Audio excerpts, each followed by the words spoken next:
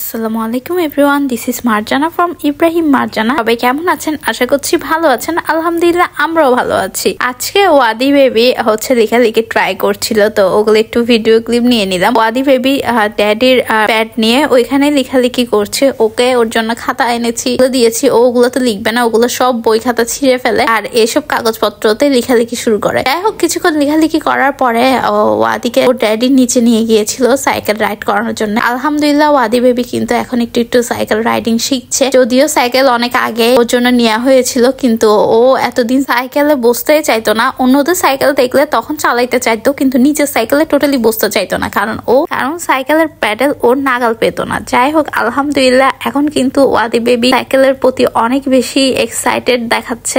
ও আলহামদুলিল্লাহ একটু করে সাইকেল রাইড শিখছে। সবাই ওয়াদি বেবির জন্য বেশি বেশি দোয়া করবেন। আর এদিকে অন্যান্য বাচ্চারাও ছিল নিচে, তো ওদের সাথেও প্লে করছিল। ওয়াদি বেবির ক্ষেত্রে আমি একটি বিষয় লক্ষ্য করেছি, সেটি হলো ওয়াদি বেবি যে জিনিসটা করতে পারে ওইটাতে অনেক বেশি এক্সাইটেড থাকে, ইন্টারেস্টেড থাকে, আর যেটা করতে পারে না ওইটা টোটালি করতে চায় না। অবশ্য বাচ্চারা মেবি এমনই যে এসব অ্যাক্টিভিটি করতে পারবে, ওগুলোর প্রতি বেশি ইন্টারেস্টেড থাকে। যাই হোক, যেমনটা সাইকেল রাইড, এতদিন কিন্তু ও প্যাডেলটা নাকাল পেতো না দেখে সাইকেলে টোটালি বসতো না। তো এখন কিন্তু আলহামদুলিল্লাহ এখন অনেক বেশি এনজয় করে। কার কার বেবিদের এই ওয়াদি বেবির মতো অবস্থা মিলে যায় অবশ্যই কিন্তু জানাবেন, মানে ওয়াদি বেবির মতো এমনটা করে। আর মাশাআল্লাহ ওয়াদি বেবি কিন্তু সবার সাথে মিশতে চায়। নিচে যাক ছাদে যাক, কাউকে দেখলে কিন্তু নিজে নিজে গিয়ে কথা বলার ট্রাই করে ওদের সাথে। তো আজকে কিন্তু শরীরের অবস্থা তেমনটা ভালো না, আপনাদের ভাই আরো একটু অসুস্থ শরীরটা, আর আমিও অসুস্থ, তো অনেক গলা ব্যথা, তাই ভয়েস ওভার একটু অন্যরকম আসতে পারে ভয়েসটা, এই জন্য এক্সট্রিমলি সরি। তো এজন্যই ঝাল ঝাল মরিচ ভর্তা দিয়ে ভাত খেতে ইচ্ছে করছিল, এজন্য মরিচ ভর্তা বানিয়ে নিলাম আর ডিম ভাজি করে নিলাম। ডিম ভাজি আর মরিচ ভর্তার কম্বিনেশনটা কিন্তু আমার কাছে অনেক ভালো লাগে। কে এই মরিচ ভর্তার সাথে ডিম ভাজি খেতে পছন্দ করেন অবশ্যই কিন্তু কমেন্ট বক্সে কমেন্ট করে জানাবেন। আর আপনাদের স্পাইসি লাভার ফ্রেন্ডস অথবা ফ্যামিলি মেম্বারদেরকে কিন্তু মেনশন দিয়ে দিতে পারে। তো যাই হোক, আমি যখন ভয়েস ওভার দিতেছিলাম তখন কিন্তু আবার এই মরিচ ভর্তা দেখে আমার পানি চলে এসেছিল, কারণ আমার আর আপনাদের ভাইয়ের আমাদের দুইজনেরই কিন্তু মরিচ ভর্তা অনেক বেশি পছন্দ। যাই হোক, আমাদের এই ছোট পরিবারটা কিন্তু আস্তে আস্তে ধীরে ধীরে বড় হচ্ছে, মানে আমাদের পেজে কিন্তু এখন 10K ফলোয়ার্স আলহামদুলিল্লাহ। তো আপনাদের সবাইকে অসংখ্য ধন্যবাদ আমাদেরকে এত দ্রুত এত বেশি সাপোর্ট দেওয়ার জন্য। আপনাদের সাপোর্ট ছাড়া এটা কখনোই পসিবল হতো না।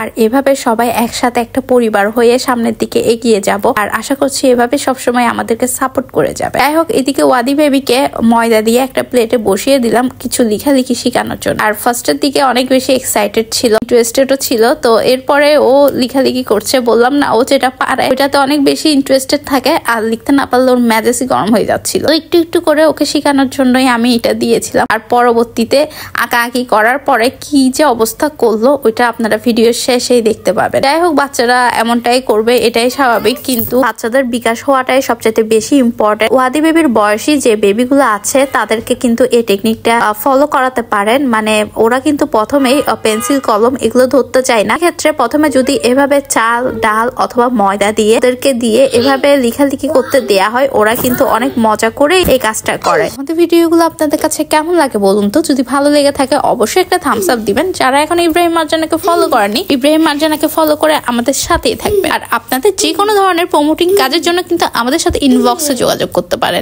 For today.